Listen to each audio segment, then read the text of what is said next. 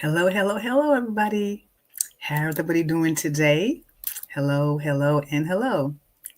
How is everybody doing today? Everybody's doing fine out there? Oh, that's great. Yes, thank you, and thank you. Everyone's doing fantastic. Hi, my name is Coach Dawn Allen, and I am the CEO of Stay Sexy Bonus. How everybody doing today on this Wednesday, November 19th? I am so happy you joined me today. You could have been anywhere in the world and you decided to join me today. And I'm so excited about that for episode 131. Wow.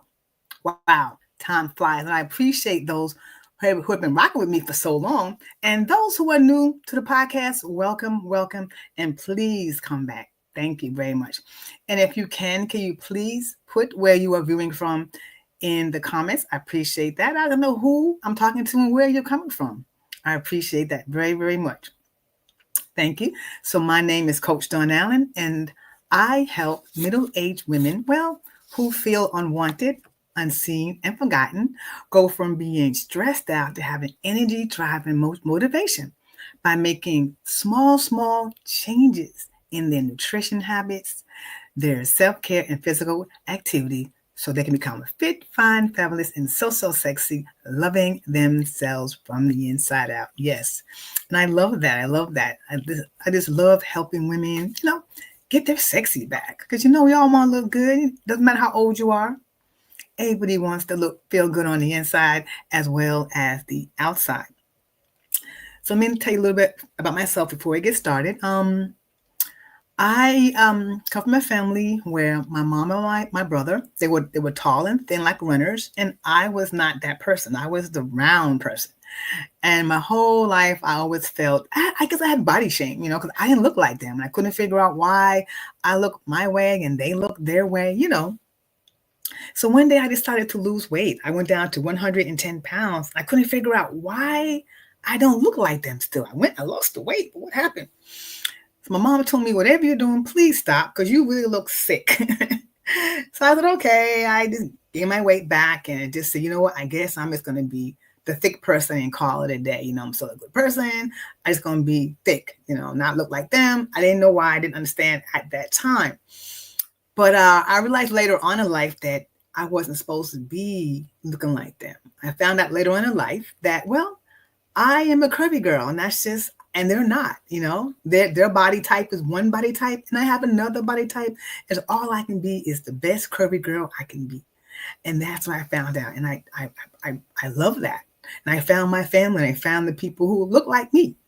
So, and also in addition to that, as you get older, I gain weight as well. And my knees was giving out on me, brain fog. I had problems going up and down the stairs, losing my breath, lost energy. It was just awful. And even though it was going on, I didn't do anything about it. I just said, okay. People my age, I look around them, they're in those little motorized carts and they have canes and have those walkers and they're walking with a limp and all of that. And I don't want that either. But I started to have that little bit of limp too. When I go to the grocery store, I grab me a shopping cart to lean on it because I didn't want to have my knees collapse, and I didn't know when it was going to happen. But even though all those things was going on, I still did not do anything about it. I accepted it, and I didn't like it, and I didn't do anything about it.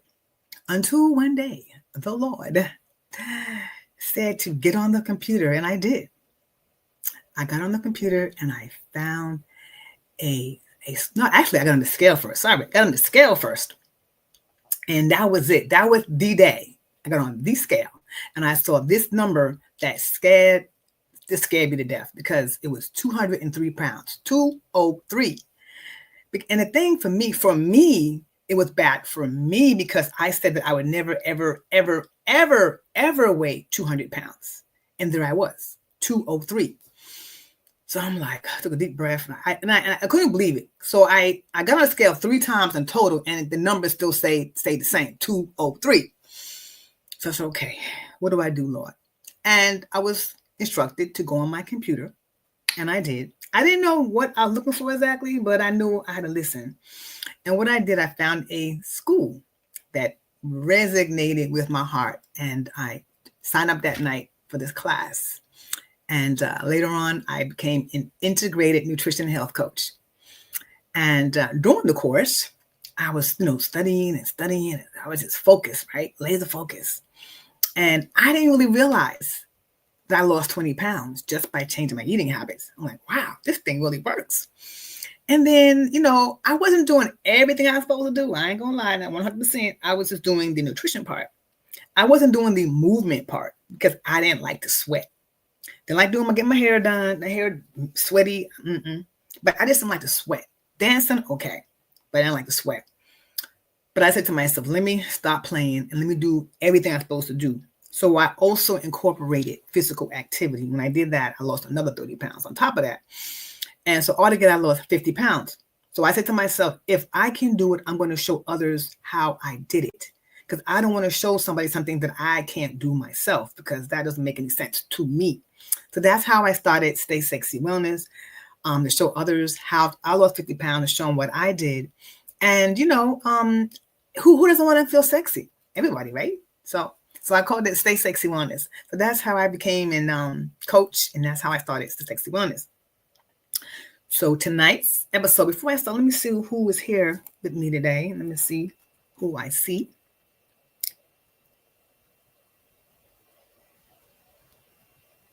Okay. All right. That funny, but I guess I can check later who I see today. All right.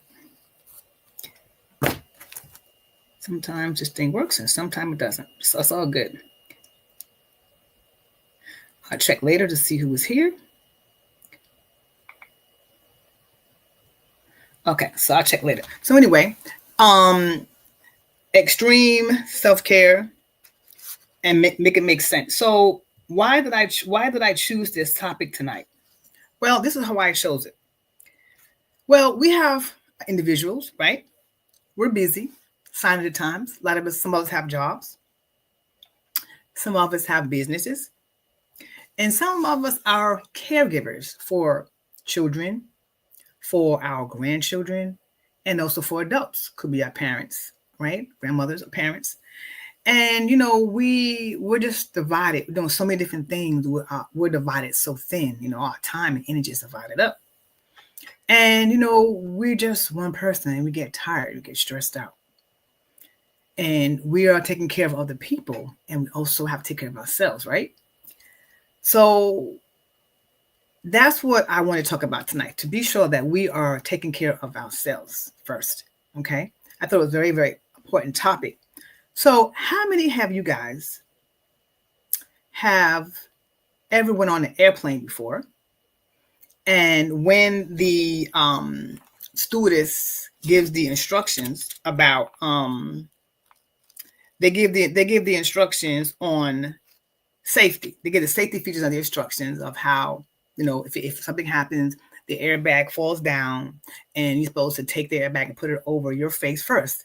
So if you're traveling with a child or an adult, they want you to take care of, put it on yourself first before you help them with their oxygen mask. And when I first heard that, I was like, what? That is so selfish. That is so mean, because they need us. They need our help. So why would I put the mask on them first when they need my help? And I had to sit down there for me, think about that. It kind of makes sense, because they need our help. Okay? If we give them the mask first, something happens, they can't help us, right? So it makes sense. They need our help. So in order to help them, we have to help ourselves first. I'm like, that makes sense. Once I help myself, then I have enough energy, strength to help somebody else. And that's why I wanted to talk about this topic today, especially with the stuff that's going on right now. Okay. So right now I am anticipating in a 60-day challenge. in the 60-day challenge, we have to we have 5 subjects, the 5 F's. We have faith, family, fitness, finance, and fun. And what's so funny about it is, out of all these areas, I say faith, family, fitness, finance, and fun, most of us had the most difficult area is fun. It's like, this sounds the easiest one of all. So we only have to spend 15 minutes, minimum 15 minutes is all we have to do. But we all struggled with having fun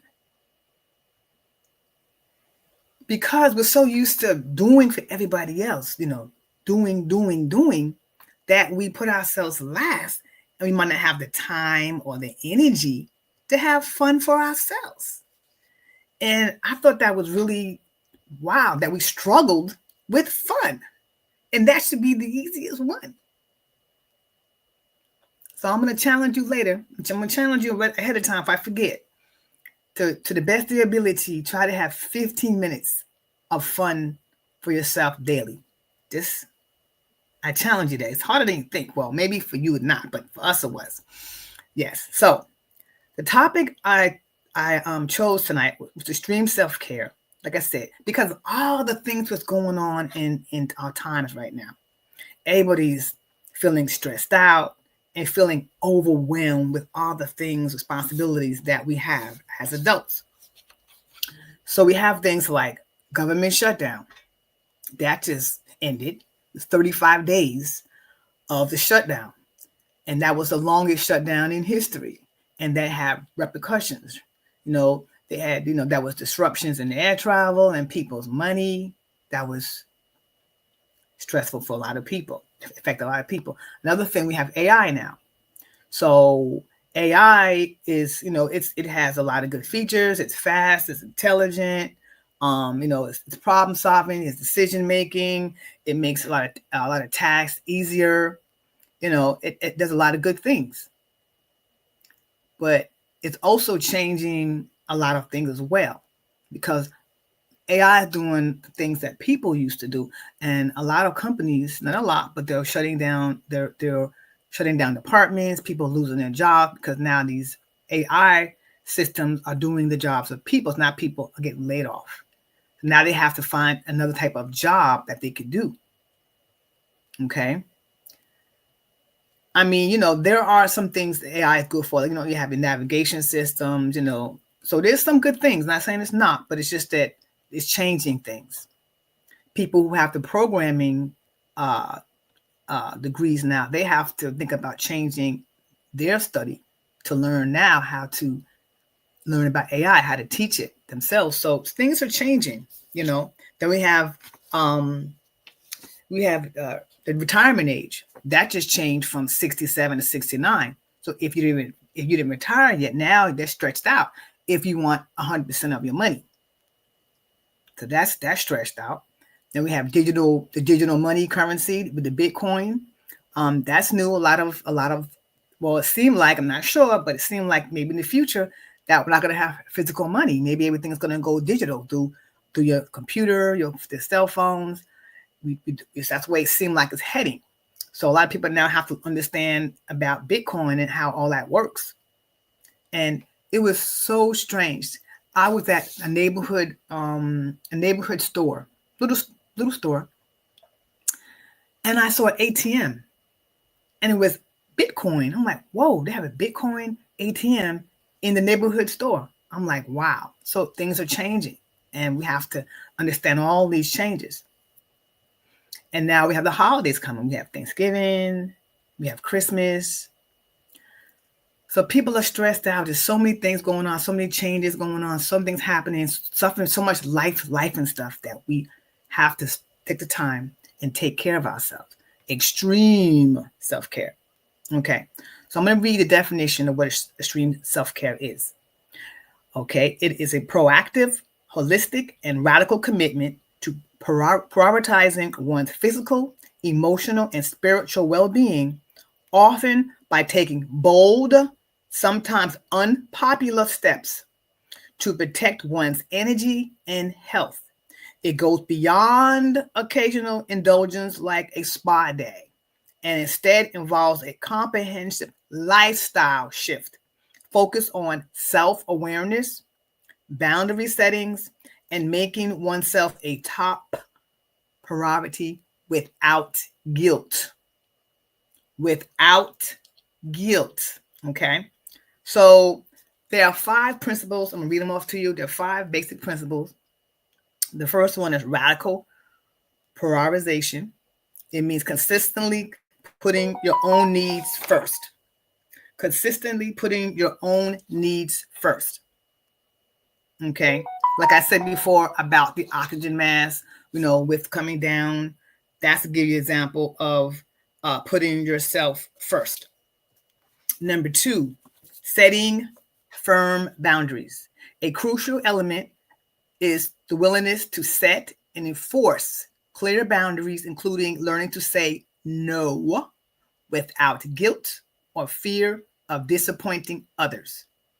This protects your time, energy, and emotional capacity. Number 3, holistic approach. It addresses all aspects of well-being, physical, emotional, mental, and spiritual through consistently daily practice rather than one-off treats. Number 4, self-awareness and reflection. It requires an ongoing commitment to self-reflection and mindfulness to recognize signs of stress, fatigue, or dissatisfaction early and respond with intentional action. Like this morning, for me, I woke up, I felt negative. First of all, I said, no, I'm not going to start my day feeling this way. Because if I started, so I had to do something first. I had to call someone and say, hey, I need to just talk this out so I can talk to somebody and talk positive things to myself and say it out loud to somebody. So if I say anything negative, stop me. So I had to talk it out. And as I talked, I felt better. So I refused to let my negativity go on at like about any for my day. I had to no, I feel it coming on. I don't feel happy this morning. So let me just nip it in the bud real quick. So that's what I had to do. Number 5, empowerment and decisiveness. Practicing extreme self-care builds self-esteem and confidence, leading to decisive character that can make choices aligned with personal values and needs. So let me give you a couple examples. Creating a absolutely no list, things that you're not going to do. Okay. Like maybe you can't attend someone's birthday party. Maybe you can't attend a social event because you don't want to, because you just don't have the energy, and it's okay. Scheduling some me time, some self-care time that, so you schedule it and you're not going to change it no matter what happens. This is it on dot. No one's going to stop your me time. Creating, this is a good one, supporting a supportive network. So this morning I had to call my network and say, hey, listen, I'm having a moment. Let me talk it through with you. Help me out through this process. So it says intentionally surrounding yourself with people who are supportive and respectful and minimizing toxic or one-way relationships. I had to call to get this thinking out my head. First thing is I had to call. I had my people. I had to. Advocating for yourself, speaking up in the workplace or personal relationships when demands compromise your mental or physical health, even if it goes against the opinions of others. This is the big one for me because I'm working on this one. Prioritizing joy and rest. Like I told you, we had problems with fun. We couldn't even figure out how to spend 50 minutes of fun. We had to focus on finding time for fun because there's so much of doing. There's so much with caregivers, and we want to give that we forget to do for ourselves, even 15 minutes. Okay. So prioritizing joy and rest, making time for activities that bring genuine joy and ensure adequate rest and relaxation. rather than seeing these as luxuries or afterthoughts. So, like I said, at least 15 minutes a day, just find something to do. Even sing a song, jump something. So, extreme self-care, guys, is a serious business and is much more than taking baths and getting saunas and all of that. It's more. So self-care is not about being selfish. I'm going to say it one more time. Self-care is not about being selfish. It's about having integrity. When you take care of yourself, you have time, space, and energy to give others because you want to. One more again, because you want to. You don't have to by obligation. You do it because you want to, and it's coming from a place of from your heart, from your love, not because you feel guilty because you have to do it.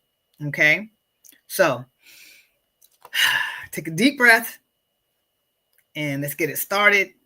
To take good care of yourself, put yourself first. It's okay. You can't give from an empty cup, like I said. You can't give to somebody until you give to yourself. Okay. So we're going to start this new journey of self-caring. And remember, guys, to spend at least 15 minutes a day just doing something fun for yourself. Okay.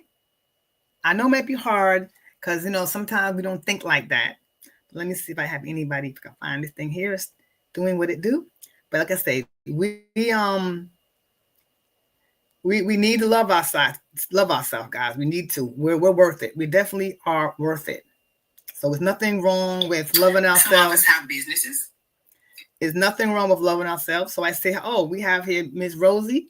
Hello, Miami's in the house. Hello, Miami. And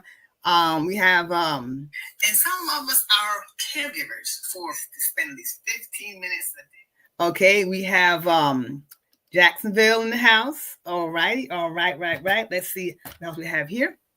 Let's see. Okay, we have Washington in the house. We have Strong Island in the house. Okay. Yes. Thank you for joining today. So that is all I have to say for today, guys. But like I said before, put yourself first. Do not feel guilty. It is okay. Self-love. Okay, like I said, put yourself first. Practice 15 minutes a day of fun. And you might find it a little harder than you think, because we had a little difficult having fun with ourselves, but it's okay. So all I have to say is stay well and healthy. Oh, I forgot. Oh my goodness, I forgot one more thing. Tomorrow I'm having a master class tomorrow at 7 p.m. and it's called Clear for Takeoff. Your flight plan for weight loss, 5 steps. And I'm going to tell you, how I lost my 50 pounds, 5 steps. So please let me know if you already drop DM that you're ready, and I will send you the link. So all I have to say for tonight is stay well and healthy, but stay sexy wellness. Goodbye for now.